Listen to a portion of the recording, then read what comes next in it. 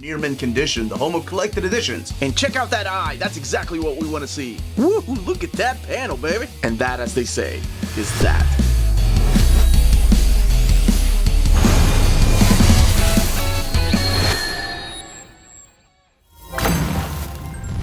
How's it going, everybody? This is the Uncanny Omar from Near Mint Condition, the home of collected editions.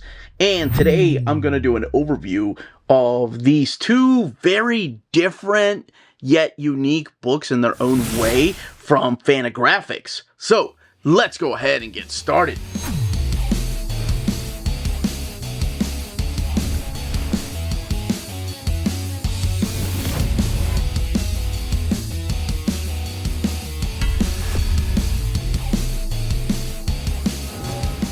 Before going any further, a big thank you to the folks at Fantagraphics for sending us copies of these books. So these books are already available everywhere. And I said that they were different, yet in their own unique way. So that's not only talking about the sizes of the books. And if you have the Duck Library editions, this will give you a quick idea as to how big and how much smaller this book is. And in case this doesn't do it justice, here are the spines of the books right here, with Donald right here. Oh man, I cannot wait for that volume 1. I am so excited, and my shelf is ready. And then, of course, the spine of Donald Duck, Magic, and Mayhem. But let's get the Carl Barks Library book out of there to look at these books right here. So here on the left, you have Disney's Mickey Mouse and the Amazing Lost Ocean, with this absolutely gorgeous and stunning piece of artwork right here. You have Felipe and Camboni up here, and then of course Mickey and Minnie and Goofy, who are your main characters here. Love the design of this framing.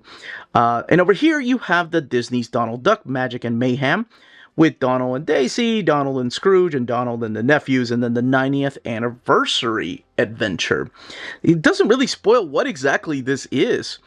And it's a very unique story. Let's look at the spines. So here we have Mickey, that silhouette of him, Felipe, Mickey Mouse, and the Amazing Lost Ocean, and Camboni, and the Fantagraphics logo. The Fantagraphics logo here, Donald Duck, Magic, and Mayhem, the Disney logo up there. The backs of the books here, and then the backs of the books, this when showcasing this beautiful imagery again, and giving you a little bit of an idea as to what to expect in these stories that are found in here. The retail price for this one is $24.99, and this one over here is $19.99. Love that we have the little Mickey logo for both of them there, and the Fantagraphics logo here. Look up in the sky. What would you do if your wishes came true? So these are the two books I'm going to be talking about today. And let's go ahead and start with, let's actually talk about the Donald Duck, Magic, and Mayhem book first. All right, Walt Disney's Donald Duck, Magic, and Mayhem. So this is an original graphic novel celebrating 90 years of Donald Duck. And your end sheets here are different than the ones in the back. And what they're doing is they're using actual panels from the comic book. Here's your title page, Magic and Mayhem, Fantagraphics logo, and then of course more Disney originals over here, the Carl Barks Disney Library, the Disney Afternoon Adventures, Disney Masters, Silly Symphonies, and also available.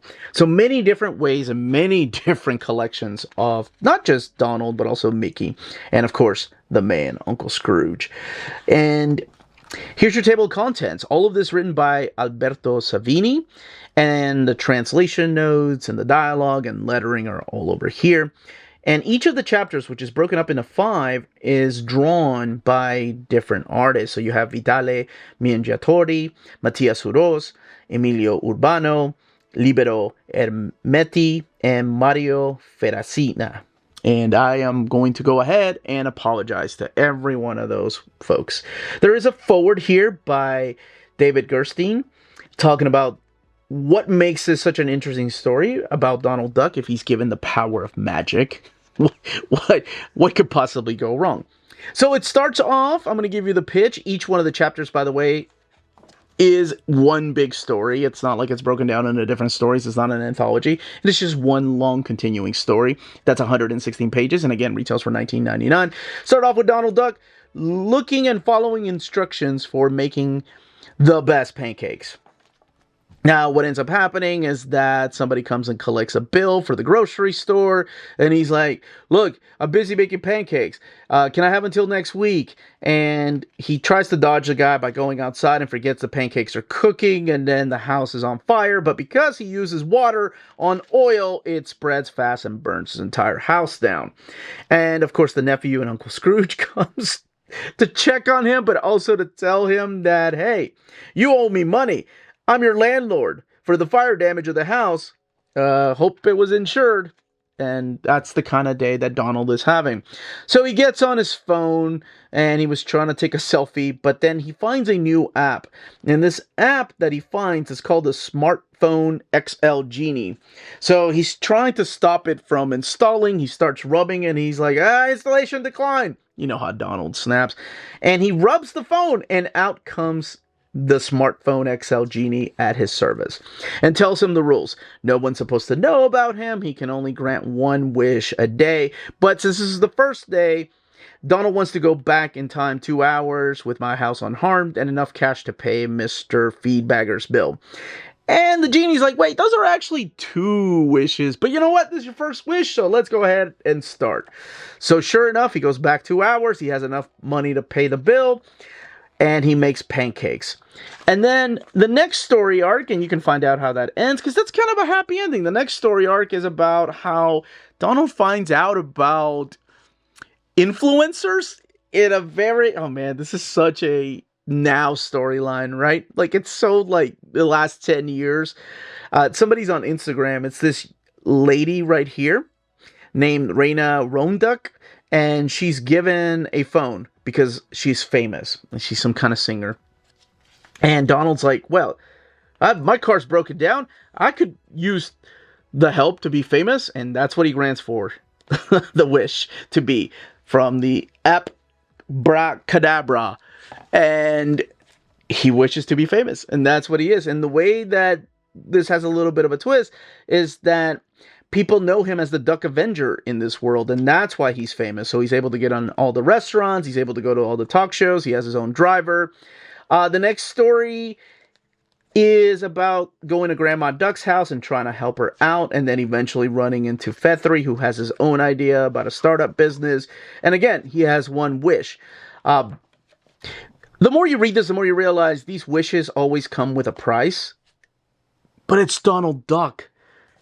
And the price, even though it's in his face, will he react like a normal human? I mean, he's not a human, I know, he's a duck, I get it. But is he going to act like a reasonable person? Or is he going to act like Donald Duck, like, I can live with the consequences? And that's what this is. So each of the stories is broken down by just different wishes. And then by the end, he may or may not learn a lesson. The back of the book just has an ad for other Disney books. It is printed in this thick, glossy paper stock, and it does have sewn binding. Okay, let's open this big, beautiful book up. No dust jacket, just the art on board. And I love the end sheets. I know they're the same, but it's the character designs and sketches. And yes, you are going to find Pete through here. Now, Mickey Mouse and the Amazing Lost Ocean. This is by Denis Pierre Felipe and Silvio Camboni. And the colors by Gaspar Yivan. And then, of course, the Fantagraphics logo there, and we jump right into the story. Now, this story only has 64 pages, and it retails for $24.99. It is huge in an oversized format, so I can't show too much, but I just want you to, like, the artwork in here is what I fell in love with. This is so beautiful. The story is really interesting because it's an alternate reality, and it's kind of like a cyberpunk adventure, and I was just, look at that. I'm so glad that Fantagraphics released it in this big, beautiful, almost European size, and I'm sure maybe this is the way it was printed when it was originally released. Like, because this gorgeous art really deserves it. And just as I'm flipping through here, it gives you an idea of what we're looking at. So we have these particular characters of Goofy, Minnie, and Mickey. So this is all set in this parallel reality again, where we have them being a bunch of scavengers. So all of them are salvaging rare fuel, and they go to the north up here after a certain war, and they can't find any fuel, but they're using this particular little diving suit to go underwater to try to find more and more treasures and fuel.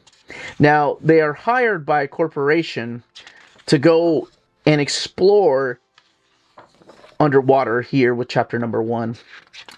And they have, this time around, a little robo-diver. Instead of them going underwater, because that has failed every time, the little robo-diver will go underwater. Now, Pete, Pegleg Pete, that's right, is also trying to salvage all these things in the seafloor. So they're fighting, it's almost like a competition for finding this item. So what they're looking for is this stone cube, even though that's not originally what they wanted to find.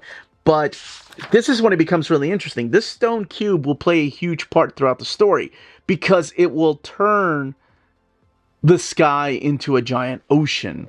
And it's just an interesting take on the characters of Mickey and Minnie, because it's a global, life-threatening type of story that Pete ends up teaming up with them when these scientists get a hold of it. Like, Mickey is put in this comatose stage for like 5 months. Like, that's how long the world has been living like this. So the entire world has changed when he wakes up. And now they have to put a stop to it. They have to get that stone back. And it's just an absolutely stunning and beautiful adventure that the three of them are now teaming up with Pete to go and restore the world in the way that it was supposed to be, right? Untouched. So, absolutely blown away by this. It was such a beautiful and amazing adventure. And as far as the binding of the book, it is sewn binding, and it is printed in this thick matte paper stock. But that's what this is. That's what this grand adventure is. This is alternate reality, like with some steampunk elements.